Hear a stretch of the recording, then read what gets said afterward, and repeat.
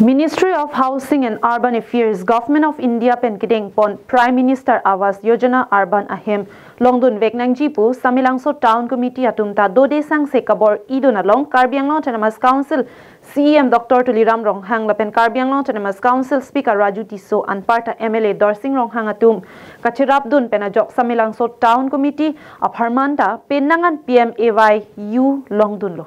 Bangso ahem nangkiletang ahem kikim kechengsi aphan pura Karbianglong Autonomous Council Speaker Raju Tisori dengpen hemanu jok ke sompidun. Phaikuni ni phaingko ra clear ni Samelangso Town Committee along Pradhan Mantri Awas Yojana Urban Scheme pen nangkiletang ahem kikim kerang kechengsi aphan Karbianglong Autonomous Council Speaker Raju Tiso hin pen nu jok ke som kechengsi pidun. Samelangso Town Committee Chairman Robinson Rongpi Kepatir pipon bangso nujok ke som kecheng ponalong aluhia manapeng pen Karbianglong Autonomous Council Speaker Raju Tiso Samelangso Block Education Board Chairman Samuel Ronghang Mondal Committee Maipu Prameswar Rongpi VDC Chairman Kangpura Rongpi atum pen kedanglok penangan manpeng kedobang probang piatum chetongdun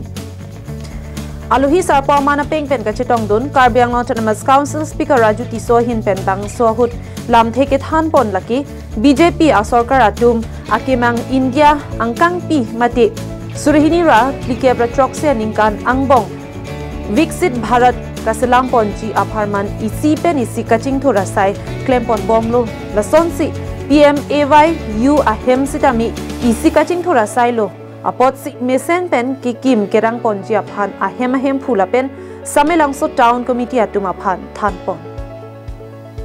Samelangso Town Committee Chairman Robinson Rongpi hin pen lam theket han pon ki Samelangso Havar aphan Town ke hok pon hut Karbianglong Autonomous Council CEM Dr. Tuliram Ronghang lapen korkanthi MAC mate Karbianglong Autonomous Council Speaker Raju Tiso atum aphan ningkang sam hektik kachorolam the chepaklang pon lapen bangso PMAY-U 2.0 sitami ke ongdong aphai ke longdun laki Jesemet Samelangso Havar arat sitami tingthur pen ke paprang kekimji atawar kelong rinti lobuta thanpong la Pradhanmantri Awas Yojana Urban bangso scheme to depend total beneficiary 1237 bangso lasu 1237 beneficiary to aphan wang pini nujok som ani fini si particular la sila za la swami jo som ani long ni depend lo da town na chairman ke position obi la pente dan tulang ngai tong ki Samelangso home la si sen pen diri to ke claim ke nang ponje khansi diri tum body ponlo la pente anso se sen pen Samelangso habar tami pachung thor ponam la pente beneficiary tum stame